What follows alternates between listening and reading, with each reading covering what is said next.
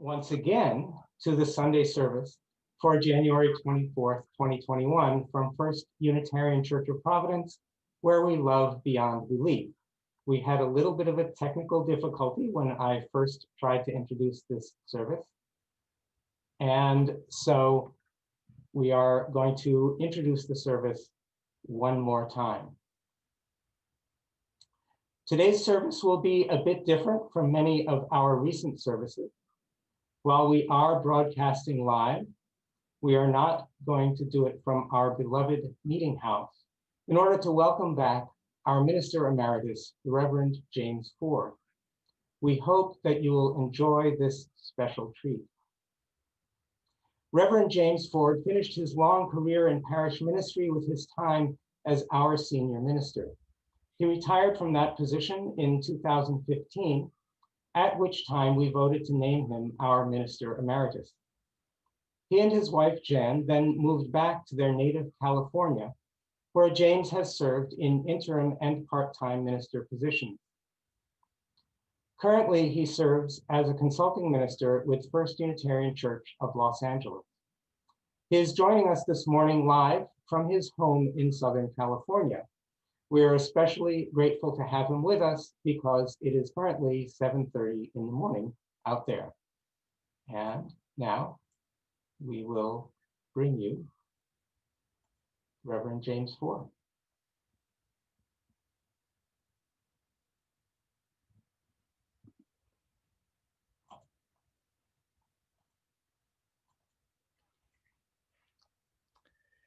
It is such a treat to be here. I think about we live in interesting times. It turns out that's not an ancient Chinese curse. That was a little disappointing for me to learn. It should be, but it certainly is a mixed blessing for all of us to live in interesting times. I love that I get to speak to you from our home here in Long Beach, and it speaks to that mysterious web of connections that we actually have, that we genuinely live into, how we've gathered together here from so many different places. I bet you I'm not the furthest person from listening in on this service. The web is powerful, it's true, it's compelling. It speaks to both the power and the humbling realities of our place in this mysterious web of relationships. In that spirit, we're called to reflect. In that spirit, we are given an opportunity to be together, to see, to smell, to taste, to touch, to feel our way into the realities of intimacy and what that can mean in this most interesting times. So in that spirit, we gather together, we bring our hearts, we put on our festive garb, we allow ourselves to be present to each other in that spirit. Come, come, let us worship together.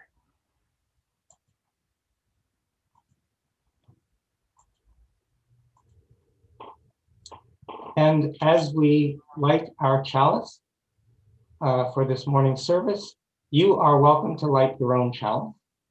Please join in our Unison chalice lighting recitation. This light burns also in our hearts, and it lights our path towards harmony, justice, and hope for all.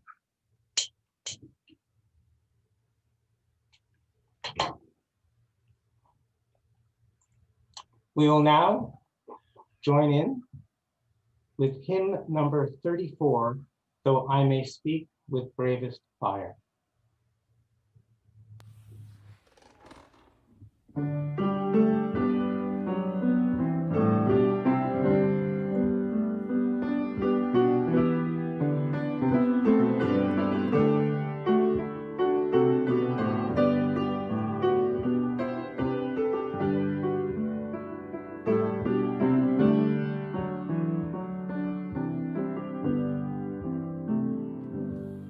Though I may speak with brave bravest fire, and have the gift to all inspire, and have not love, my words are vain, as sounding brass and hopeless gain. Though I may give all I possess, and striving so my love profess, but not be given by love within, the prophet soon turns strangely thin. Come, Spirit, come, our hearts control, our spirits long to be made whole. Let inward love guide every deed. By this we worship and are freed.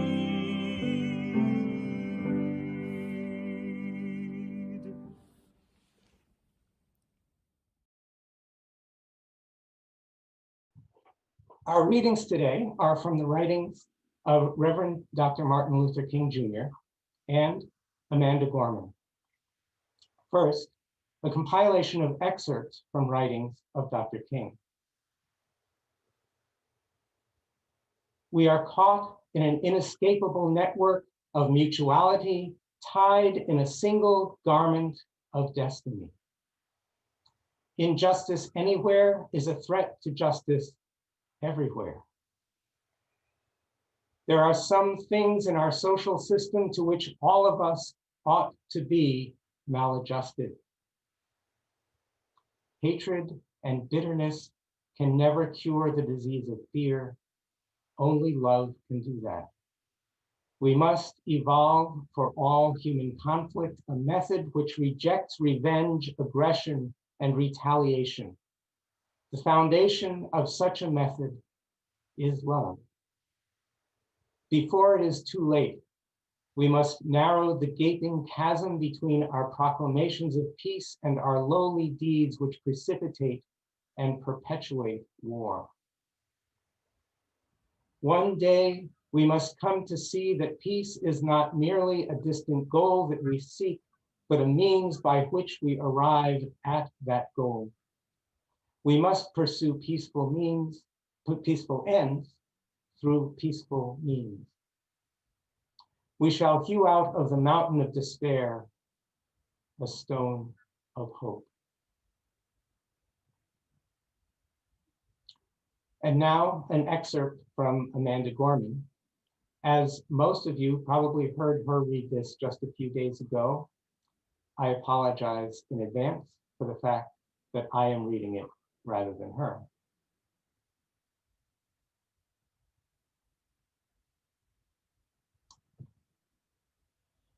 We will raise this wounded world into a wondrous one. We will rise from the golden hills of the West. We will rise from the windswept Northeast where our forefathers first realized revolution. We will rise from the lake-rimmed cities of the Midwestern states. We will rise from the sun-baked South. We will rebuild, reconcile, and recover. In every known nook of our nation, in every corner called our country, our people, diverse and beautiful, will emerge battered and beautiful. When day comes, we step out of the shade of flame and unafraid. The new dawn blooms as we free it. For there is always light, if only we're brave enough to see it. If only we're brave enough to be it.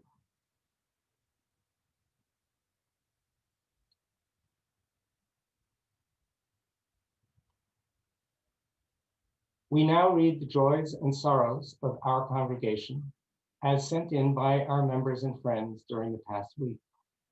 If you have a joy or sorrow to share, please send it to pastoralcare@firstunitarianprov.org by Saturday noon to be included in the upcoming Sunday.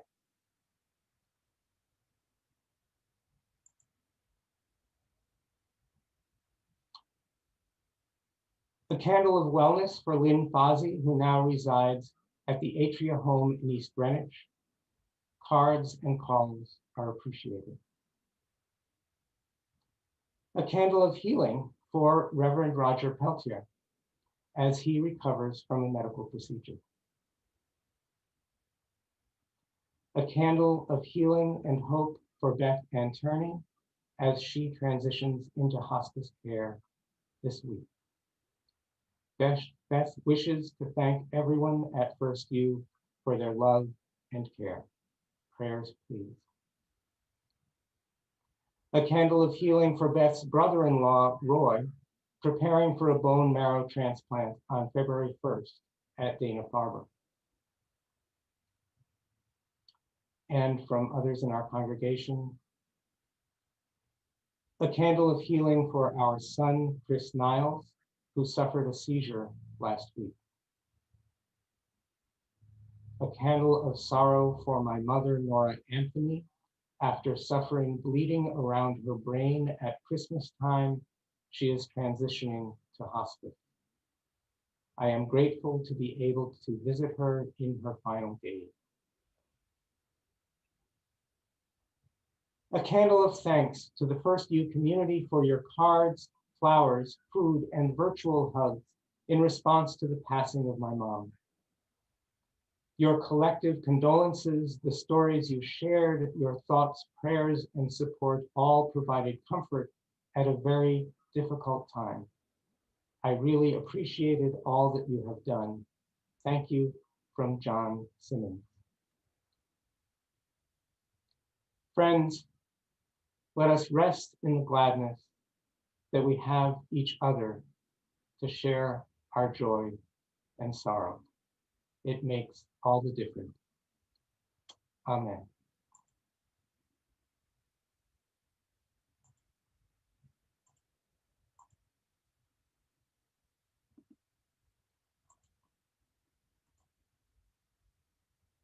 Let us take just a moment to share ourselves, our hearts. Let us be silent. Let us breathe. Let us be present. Let us recall the connections, the great cloud of witnesses that surrounds us, the ones that we love, the ones that we don't love, all intimate, all our very hearts. Let's give ourselves just a heartbeat, just a heartbeat.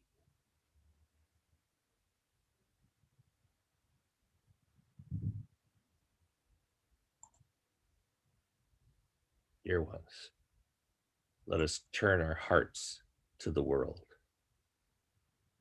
Amen.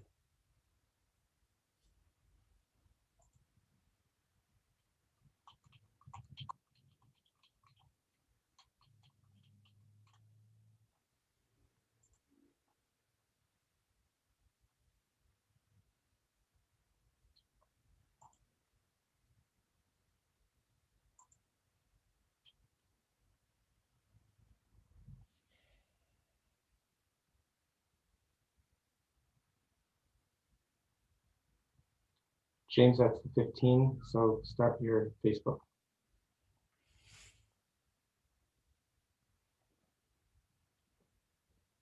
5 seconds. I'm James Ford, and I'm at the First Unitarian Church of Providence.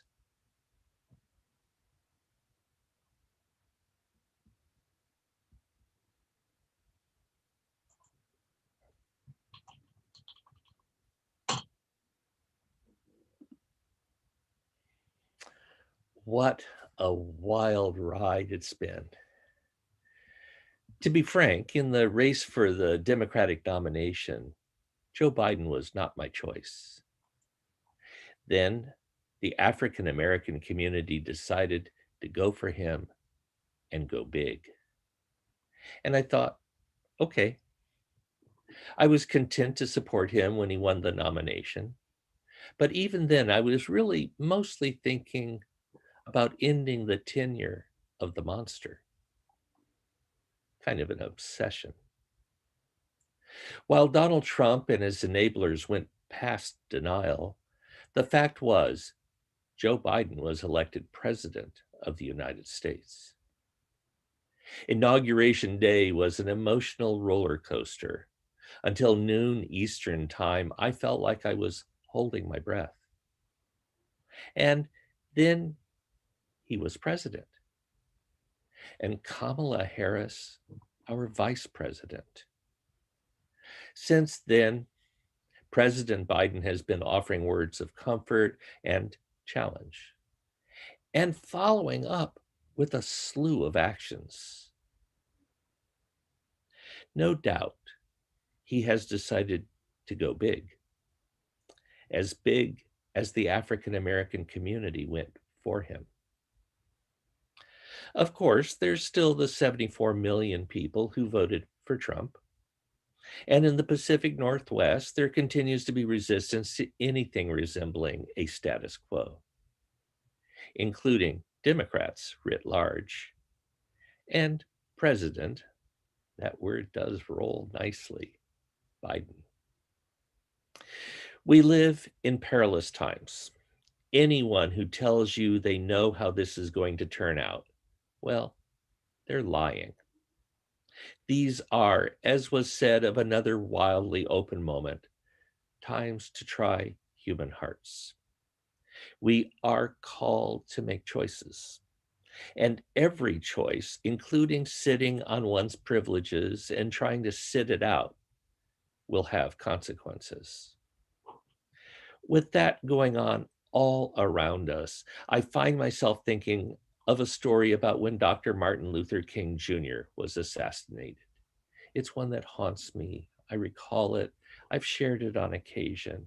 It's so right for this moment. After the police and the FBI arrived, during all the confusion, people running around, agents trying to get a handle on what had happened, one agent informed his superior on a walkie-talkie how he just heard Coretta Scott King say that Martin's dream would never die. There was, I gather, a pause. Then the agent superior instructed him, find out what that dream was. I've thought about that anecdote. As I said, I think about that anecdote a lot. And today, especially, it seems important. Dreams. A truth is that we're all woven of dreams, our own, other people's. They come together in various ways, weaving, mutating, shaping. And then mysteriously, those dreams coalesce and become things. Dreams become flesh. No doubt. So, Dr. King and his dream. What is the thing out of that dream that fleshes into the world? And what can it mean for us at this moment? Right now, I also find myself thinking of one of the cradles of the dream, Ebenezer Baptist Church in Atlanta. It was the church that Dr. King co-led until his assassination. It was the church Representative John Lewis of blessed memory belonged to. And like Dr. King, it is the church from which he was buried. Also, you almost certainly know, its most recent pastor, the Reverend Raphael Warnock, who led that community for the past 15 years, has just become the first African-American Democrat ever elected to the Senate from a former Confederate state. Dreams birthing into the world. And cradles of those dreams. I think about places where dreams are nourished and brought to life.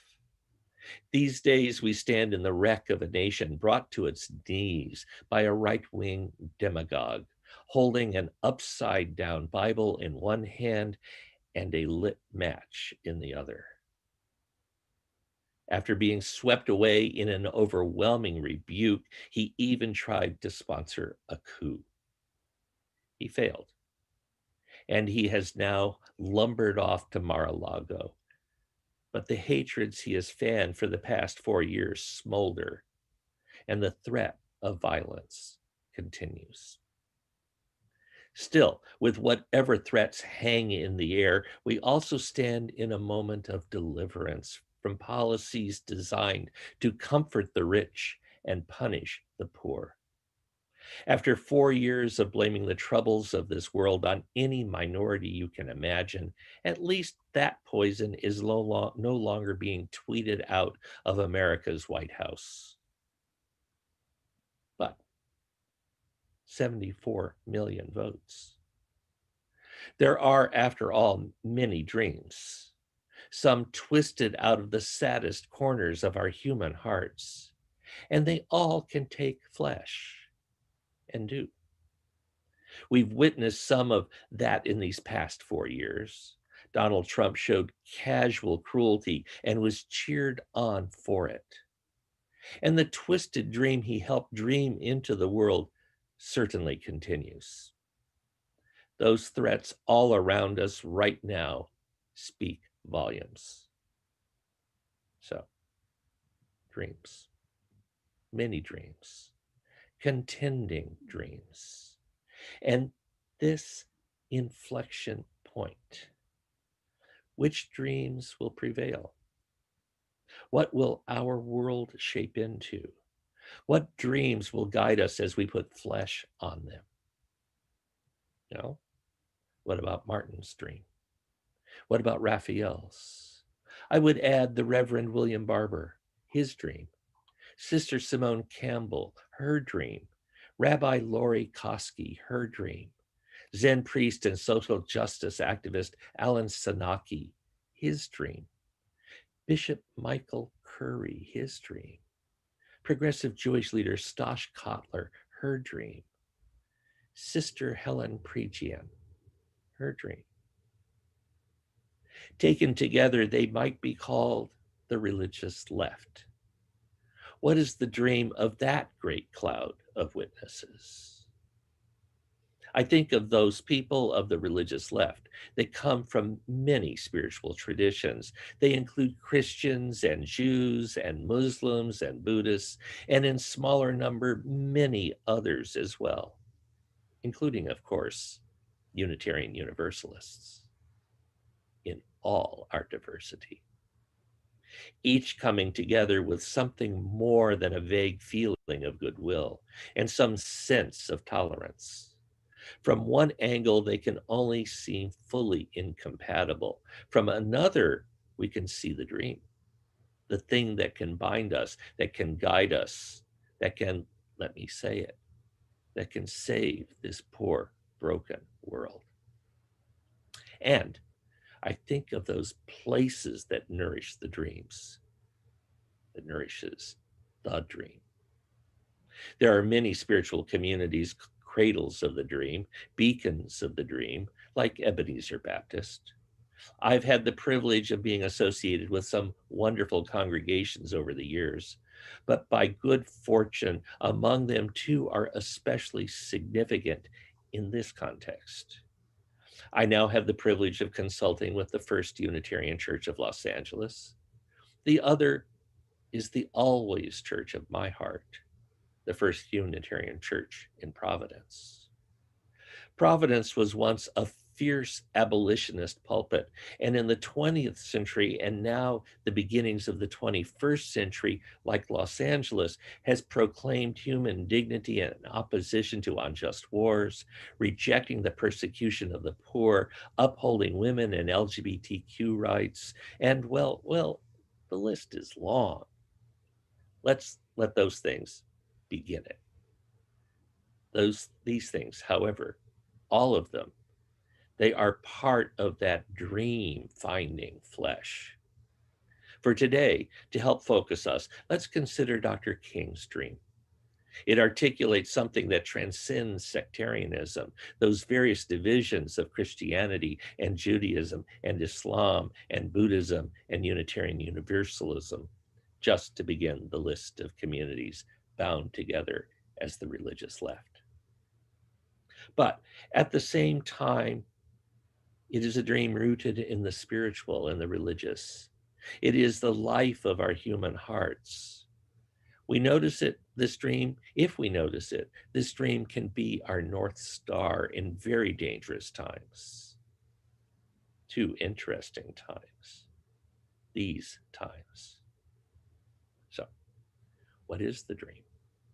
Dr. King sings that dream. We've heard it now echoed for us in that lovely melange of his teachings. We are caught in an inescapable network of mutuality, tied in a single garment of destiny. Injustice everywhere is anywhere is an injustice everywhere. There are some things in our social system to which we ought to be maladjusted. Hatred and bitterness can never cure the disease of fear. Only love can do that. We must evolve for all human conflict a method which rejects revenge, aggression, and retaliation. The foundation of such a method is love. Before it is too late, we must narrow the gaping chasm between our proclamations of peace and our lowly deeds which perpetuate war. One day, we must come to see that peace is not merely a distant goal that we seek, but a means by which we arrive at that goal. We must pursue peaceful means, peaceful ends through peaceful means. We shall hew out of the mountain of despair a stone of hope. In Dr. King's I Have a Dream speech, from which much of this was pulled, we find a dream. We find the dream, the deep dream, dreamed into our lives across cultures and throughout time, from the deepest places of our hearts, from the most profound knowing of our beings. Love. This is the truth. We are all caught up together more intimately than words can ever convey. True love. It is not trapped by the idea of one. It is not trapped by the idea of many. It is a hand giving bread to another. I find myself thinking of that most mysterious of terms, love. Love that ranges from friendship to desire to simply being another name for God. Love, like all dreams, does not exist without flesh. It is always your love. It is always my love. It is always some specific love, like the taste of bread. With that, love becomes flesh. It becomes a hand reaching out to another. And it really is a universal dream. No religion owns love, although all partake of it in one degree or another. And honestly, some articulate it better, although what is better in the specific is often a bit different for each of us. Of course, there is something important in these different expressions of different religions, of our own individual hearts. Like some great puzzle where each piece matters in some larger way we can only perceive in part. From our part.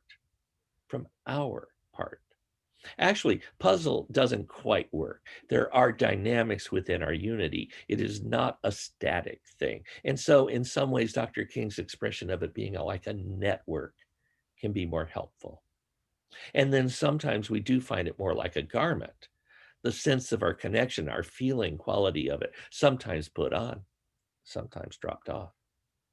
And then there's how we see it within our radical congregations, like this one.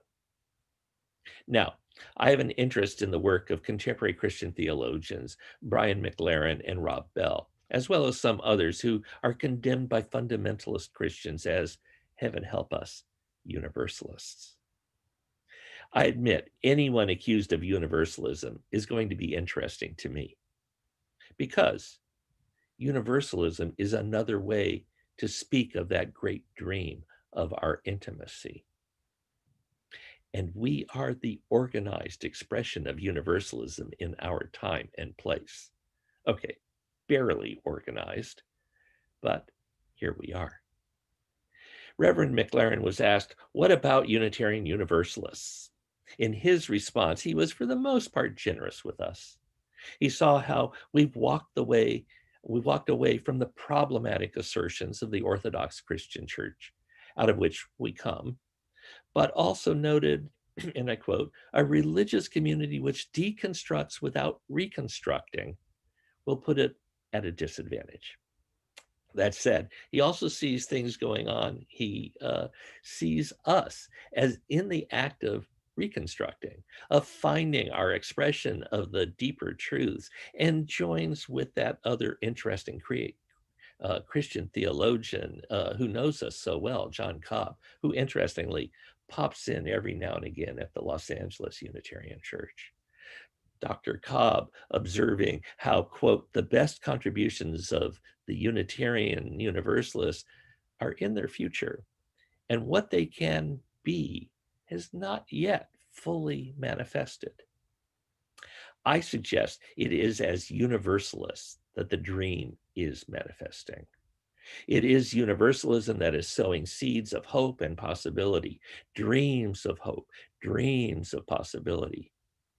And this is important. I find myself thinking of something former General and later Secretary of State Colin Powell once noted. A dream doesn't become reality through magic.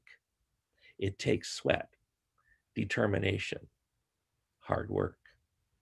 I would say we're further along in that reconstruction than some of our friends think. We are beginning to articulate the deep dream in very interesting ways. And I believe with all my heart, useful ways. Cradled in sanctuaries of the universalist dream like this congregation. Here, I think of Unitarian Universalism's first and seventh principles, one calling for the worth of each individual, and the other to notice the interdependent web of existence. While I think each assertion is actually problematic by itself, taken together, we in fact have our way fully expressed. And with that, our future, our unique and valuable expression of the ancient dream. You and you and you and me. Each and every one of us are born precious and unique, a gift. Each of us, as we leap into the world, beautiful and passing. The political engagement of our tradition as part of the religious left is a crucial part of what we're doing, but by no means all of it. This is about our individual lives as much as our communal lives. This is a calling to intimacy within and without. It is a path of healing. We have found the secret of who we really are, or rather, some part of us saw it, spoke it, sang it. But because they did, we now can hear it. And we can, from that hearing, live it. This is a way of life we are all being called into. Our progressive and dynamic spiritual way is a healing message and a map for us to follow. It is the universalist way. It is the intimate way. So remember, there are many dreams manifesting. These are most dangerous times, but also possibilities are wide open. We need to be careful and we need to be attentive. And I suggest we need to attend to the cradles of possibility. As one of the great teachers of the intimate way sang to us, the kingdom of heaven is like a mustard seed that someone took and sowed in a field. It is the smallest of all seeds, but when it has grown, it is the greatest of shrubs and becomes a tree, so that the birds of the air come and make nests in its branches. The great dream. And its cradles, like a mustard seed and the great bush, a nest for those birds of heaven, like the kingdom of heaven, like our congregation, this one. Again, these are dangerous times. Dreams are birthing into the world. Which shall we midwife? The choice, dear ones, is in our hands. It's in our hands. So, an invitation. Let us join together in the great work. Let us find within ourselves and within each other the great mystery of the intimate way. Let this be the dream that prevails. Let this be the dream that becomes the flesh of the world. Let us manifest all the mysteries of love. Let us help each other in the healing of this world. Our dream. Amen and amen.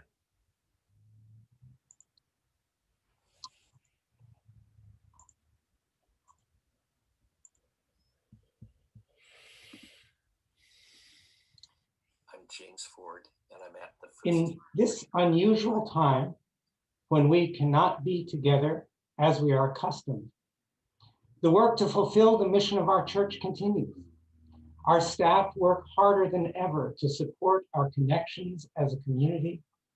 Our efforts to create justice in the wider community continue despite the challenges caused by social distancing.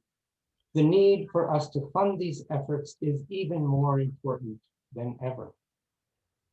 Please go to firstunitarianprov.org and click on the Give menu, then select Give to First Unitarian. On the next page, click on the button that says Give to First You. The path, you just follow the word give. As always, thanks for all that you give, all that you do, and all that you are.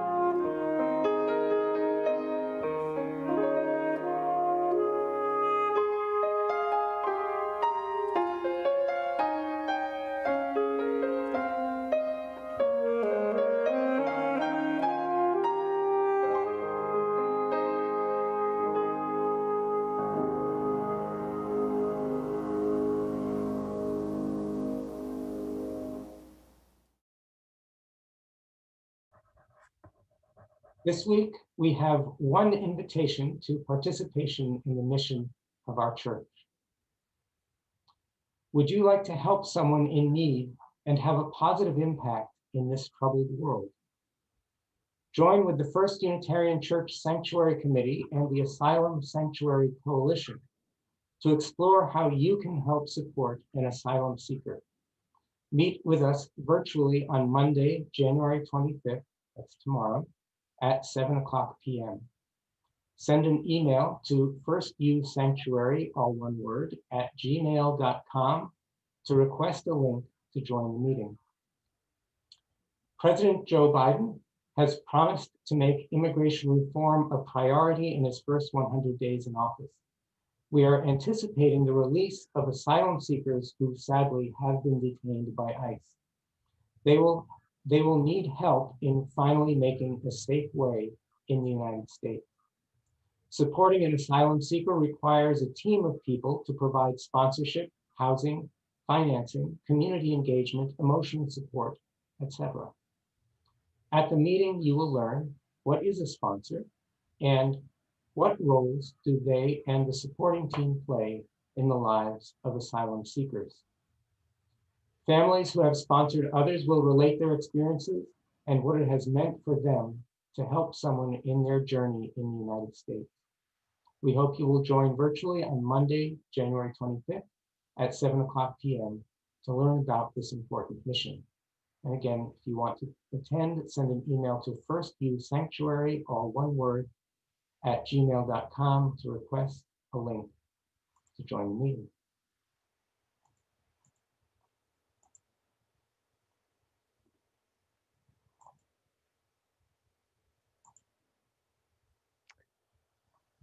And with that, our hour draws to a close.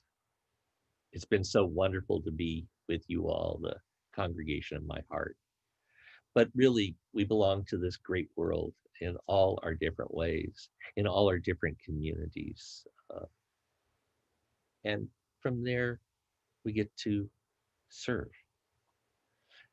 With that daunting invitation, let us depart in peace, and maybe with just a hint of unrest. And now, as we extinguish our chalice, please join in our Unison chalice extinguishing. We carry the flame of peace, love, and hope until we meet again.